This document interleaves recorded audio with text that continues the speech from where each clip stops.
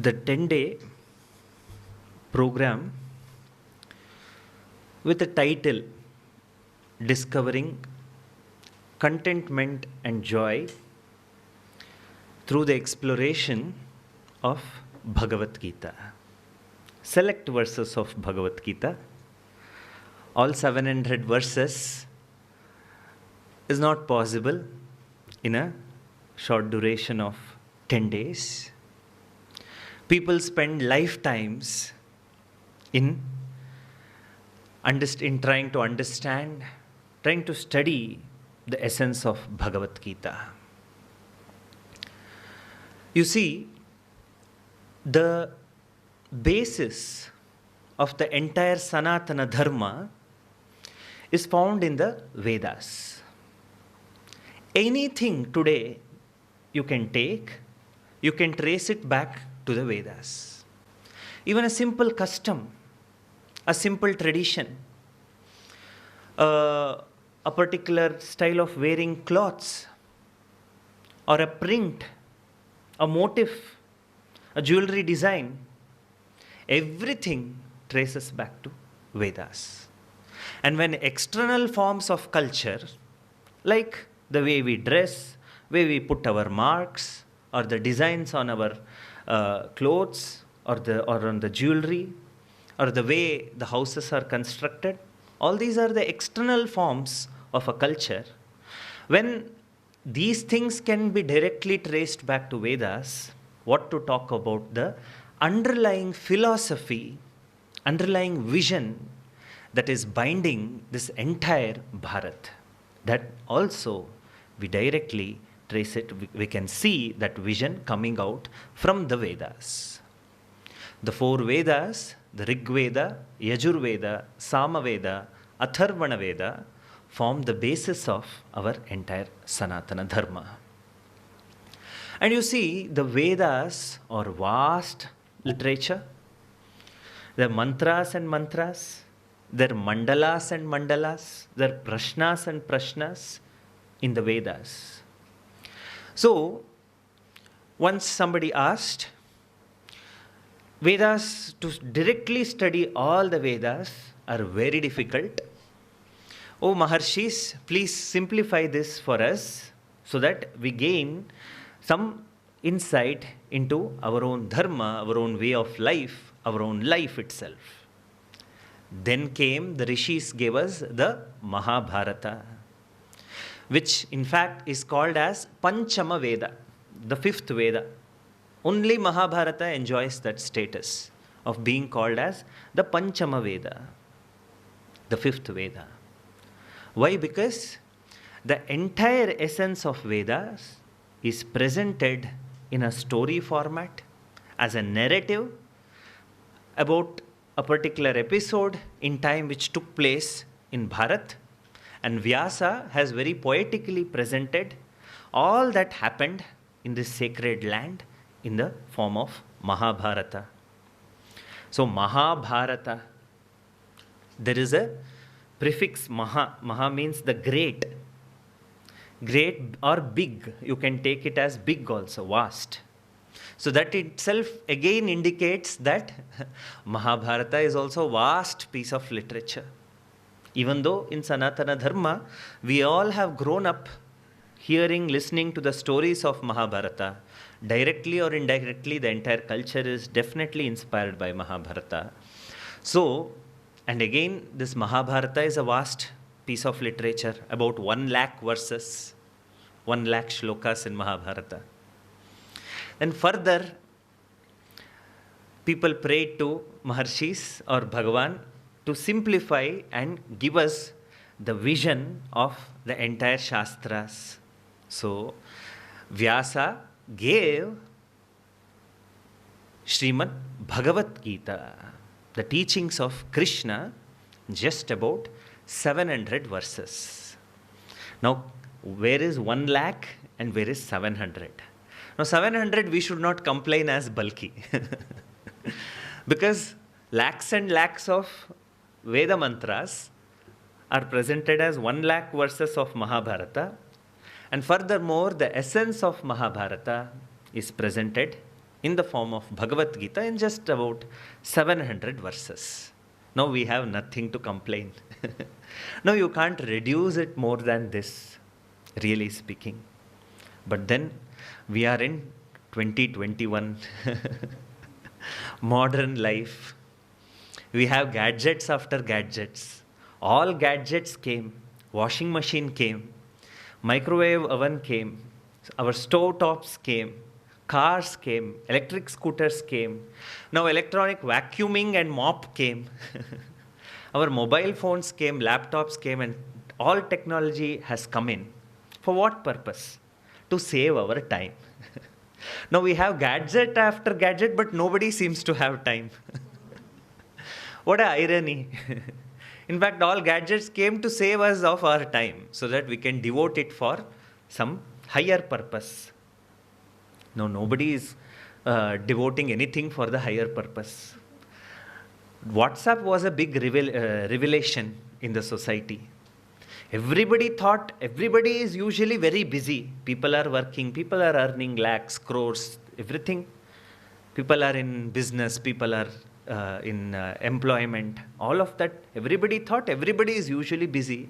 Then WhatsApp came in and everybody indirectly had a revelation that everybody has time to time pass. But the thing is, nobody seems to have time for oneself, forget for others, not even for oneself. So again, now there is a situation to concise even that 700 verses into a 10-day Vedanta retreat program where we select few verses from Bhagavad Gita. Every verse of Gita is important. You can never say, we have selected the most important verses of Gita. Oh, array, then what do you mean the other verses are not important? Or these are sometimes we have the titles also, essential verses of Gita. I'll tell you the secret, only for a modern mind, that's all. Every verse of Gita is essential. Every verse of Gita is essential. So a format to enable people in the time that they have to have some insight about Gita. In fact, what is Gita talking about? Gita is talking about life. Study of Gita is study of life. It is not study of some sacred holy book. Because the vision of the Gita is non-separate from your life. The life which is there. That's why here in Vedanta, even though we say study of Vedanta, study of Upanishads, study of Gita, what you are essentially examining and studying is yourself, your own life. Otherwise, think about it. What relevance? You can be exploring Paulo Coelho's books or Sidney Shelton's books or some Harry Potter's or whatever is the most popular title. And again you are exploring another book. What is there in it? So this kind of a study will be purely academic. You'll be able to gather information, but through that you can never explore life, examine yourself and have any insight. So really speaking, you have taken time for yourself. 10 days for yourself, you have given it, it's a big deal. It's a big deal. You don't know the importance of it.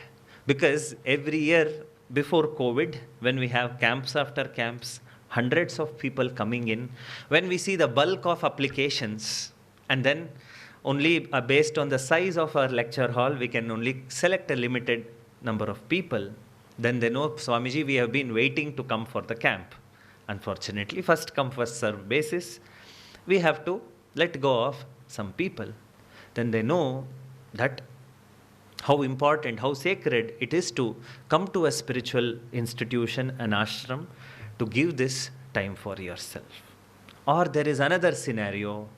There are so many people who want time for themselves, but they are in life situations where they do not have the luxury of taking time off for themselves for about 10 days or whatever it is.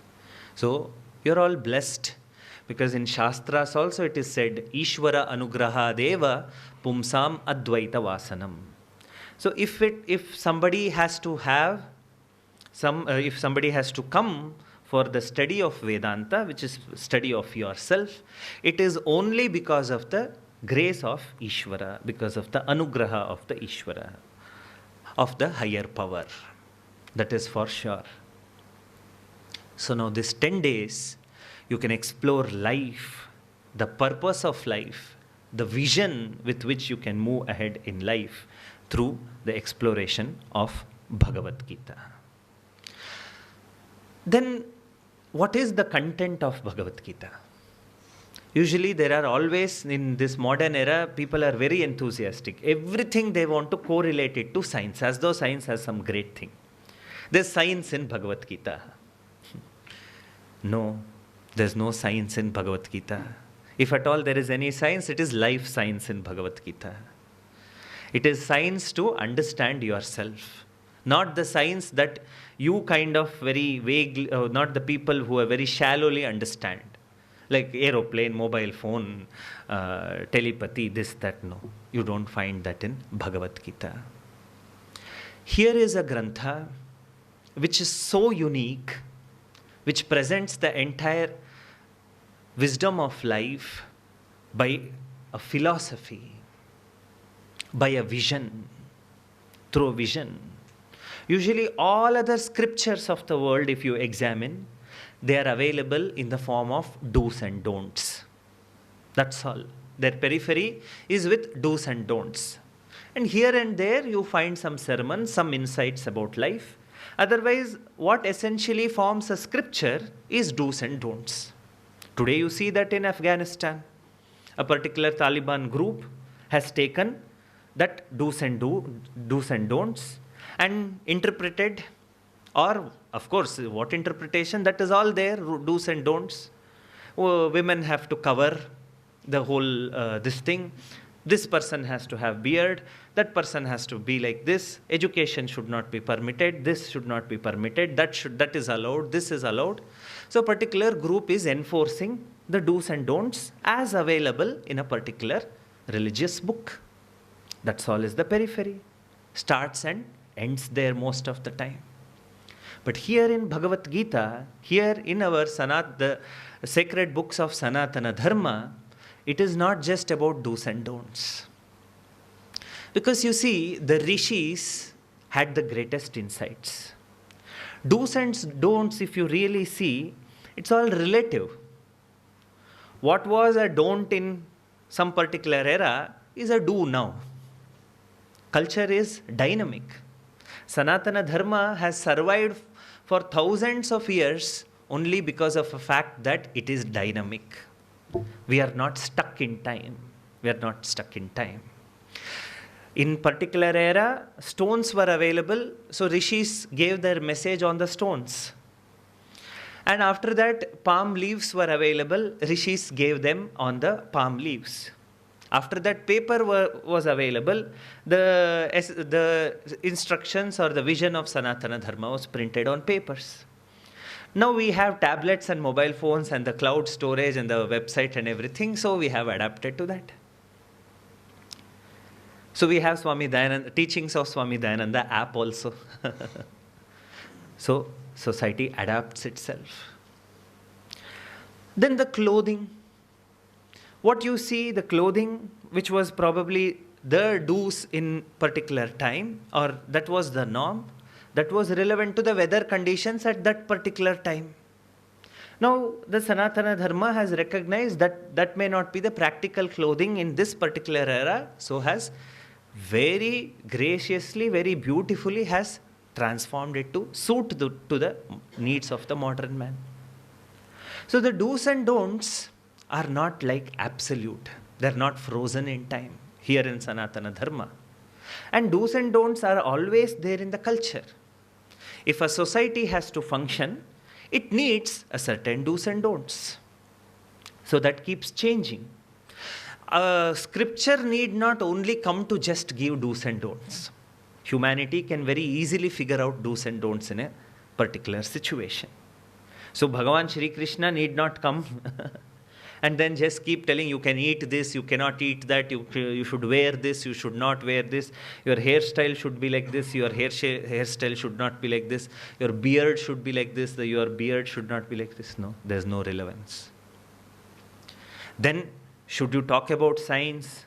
Humanity is discovering science all the time. Some new discovery, some new insight, a new equation, an application of it into a new technology.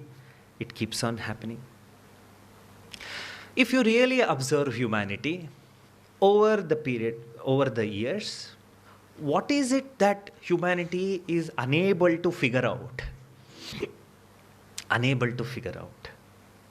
Comforts, yes, it is figuring it out. Luxury, it is figuring it out. Do's and don'ts, it is figuring it out. The style of governance, government, yes, it is there. But with all of this, humanity is unable to truly discover the purpose of life, the vision of life, the reality of oneself, the reality of the world. That Gita is talking. That Gita is talking. What you don't find anywhere, you find it in Gita. That vision you don't find it in market. This vision of life, you don't find it in malls. That is there in Gita. What is life? What is the purpose of life? When you are there, you are, and there is a world around you, and there's probably a higher power which enabled both of it. So in Vedanta, in technical Sanskrit term, we call it as Jiva, Jagat, Ishvara. So Gita has this vision about Jiva, the individual, the Jagat, the world, Ishvara, the higher power, which is governing both Jiva and Jagat. So Gita enables understanding of this. All the time, we are trying to figure out the world we are in. What is it? What is it? Very superficially, we go forward. And we are exploring, we try to explore body also, ourselves, but very superficially. Sometimes we talk about God, this and that. That also we have not fully explored.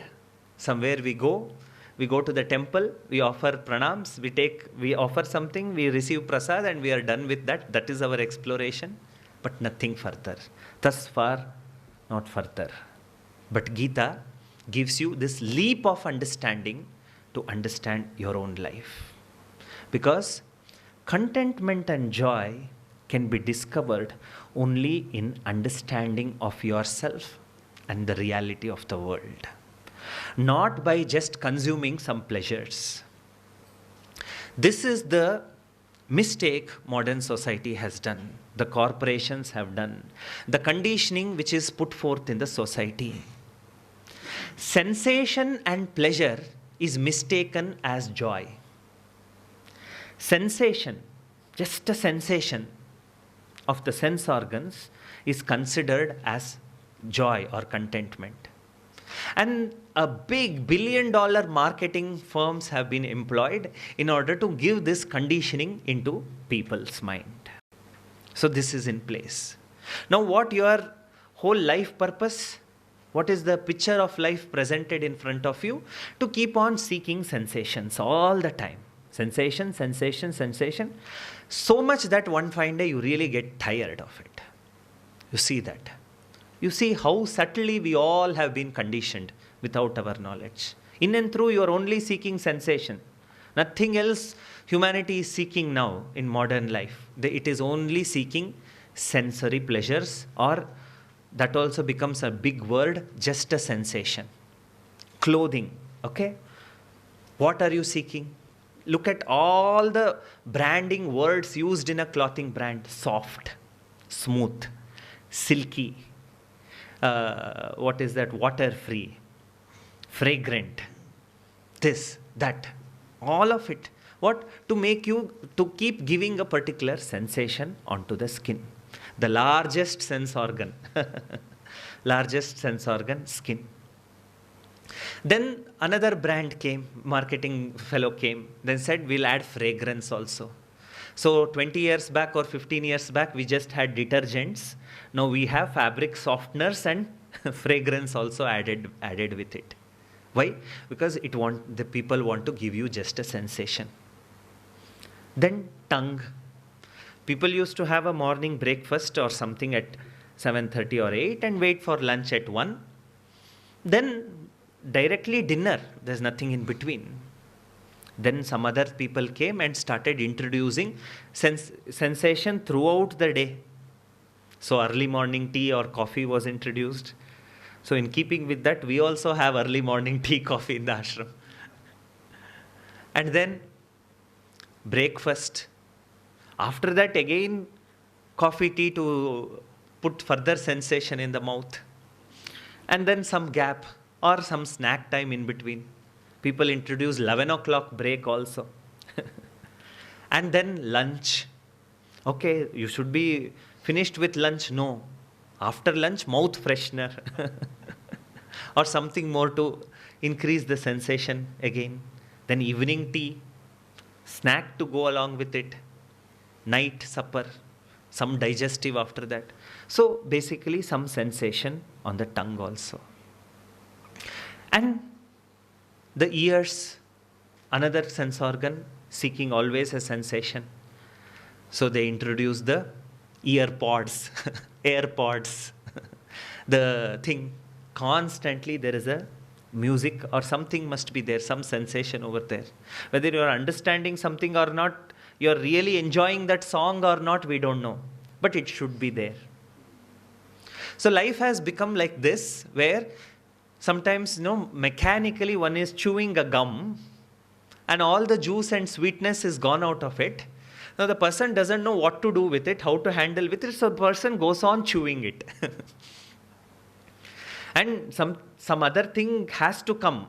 Lunch or dinner should come, only then the person will think of giving a rest or spitting it out. Until then, you are just chewing and chewing, but really speaking, you are not deriving anything of it. That's why in the modern life, one is just left high and dry after a particular time. You just finish everything, go to bed, you're dry, that's all. You again consume some social media. What is it about? Other people's life. What is the whole social media is about? Other people's life. Where he went, where she went, which resort this person is sitting at, what was the theme of this birthday party, what was the event the so and so attended. It's all about that. What makeup what she is wearing, what makeup he is wearing, what clothes he is wearing, she is wearing. That's all it is about. So basically, the modern society has conditioned in such a way that one doesn't find time for oneself, no insight about oneself, such a shallow self-image of a person, where if you sit and if you stand before the mirror, beyond the nose, the body, the marks on the face, you do not see anything else. You see, I suggest this exercise for all of you. Now mirrors have increased in size. Previously, if I remember my grandmother or people, they used to have a box where they used to have some sindoor, some comb, some other articles, some silver box or something used to be there, and they used to have a small mirror. They used to look at themselves in that and then dress up or whatever and be done with it. Now we have big 6 feet mirrors. And modern society, the irony is again, nobody has time to stand in front of that mirror also. But mirrors have increased in size. You see, can you see anything beyond the nose, the facial flaws, the gray hair or anything when you stand in front of the mirror? Are you able to see anything more than that when you stand? Or is it just physical imagery of a person? You stand and stare a few more minutes, then you will start keeping on negative comments about yourself. Oh, my nose is big. Oh, new gray hair has come here. This blemish has come. This is there. That's all one can see. So this reduces, the entire society has reduced a human being into flesh and skin. That's all, is it? Is there nothing more to life? No, there is more than that to life. And that is there in Bhagavad Gita. That's why it is called by the name Adhyatma Shastra. Adhyatma, spirituality. That which is concerned about myself, concerning myself. So what is that myself? Here is the exploration. There's the body which is there, there's mind, there is intellect, there are my emotions. Behind that, there is this Atma Chaitanya enlivening this entire body, mind, sense organs. So the understanding of all of it, total understanding, not partial understanding of just the body. This is the study of life. This is the study of Gita.